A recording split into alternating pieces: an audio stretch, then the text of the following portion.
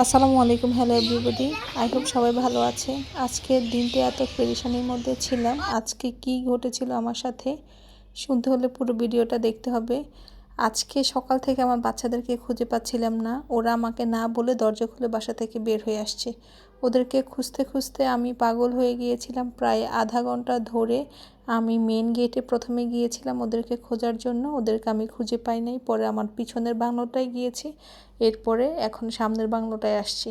এসে দেখি ওরা এখানে মাছ দেখছে অ্যাকোরিয়ামের মধ্যে। ছোট যে সুইমিং পুলটা আছে ওখানে হচ্ছে ফিশ রাখা আছে কিছু অল্প, ওগুলো নিয়ে খেলতেছে আর মজা করতেছে দুজন মিলে একা একা। পরে একজন ভাই, ওই যে চারদিকে আমি খবর পাঠিয়েছি ওদেরকে খুঁজে পাওয়া যাচ্ছে না, একজন ভাই এসে দেখি ওদেরকে পেয়ে ওরা এখান থেকে আসতেছে না, বললো যে ওরা ধরতে চায় ফিশগুলো। অল্প কিছু আমার বাচ্চারা অ্যাকোরিয়ামে থাকা ফিশগুলোকে খুবই পছন্দ করে, বাট ওদের জন্য আমি বাসায় কোনো ফিশই রাখতে পারি না। ওরা অতিরিক্ত খাবার দিয়ে মেরে ফেলে বা ধরে টিপে টিপে ওদের পেটের থেকে ময়লা বের করে ফেলে, পরে মারা যায়, যার কারণে আমি রাখতে পারি না।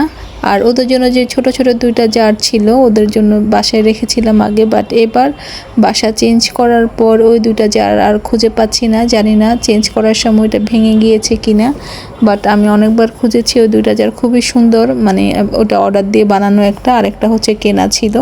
যাই হোক, এরপর বিকেলে ওদেরকে আমি ওখান থেকে নিয়ে এসে রেডি করিয়ে, এই যে একটা প্রোগ্রাম ছিল ওখানে আসছি। আর ওখানে বাচ্চাদের সুন্দর খেলা ছিল, চকলেট খেলা, সুতোর মধ্যে যে চকলেট ঝুলিয়ে রাখে, যার আগে যে এসে চকলেটটা নিয়ে যেতে পারবে।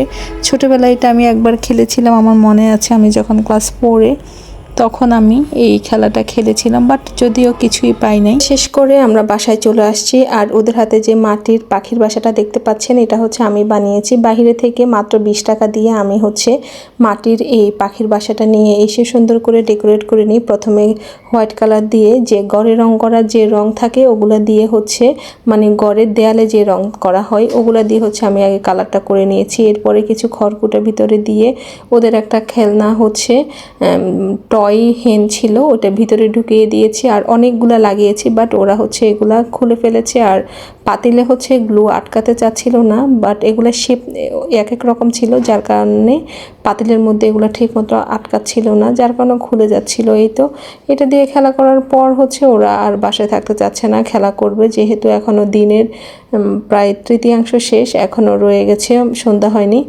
আমি ওদেরকে নিয়ে বের হলাম। আমার বাসার সামনে হচ্ছে এখানে কিডস জোন আছে, এখানে হচ্ছে ওরা খেলা করে প্রায় সময়। আমি ওদেরকে নিয়ে আসলাম, বাট নিয়ে আসার পর প্রায় সময় আমি খেয়াল করি ওরা দুজন আলাদাভাবে খেলতে চায়। ও হচ্ছে, মেয়েটা হচ্ছে এগুলার মধ্যে খেলবে, আর হচ্ছে একটা দোলনা আছে, একটা ডাইনোসর আছে, এগুলা নিয়ে ও খেলবে।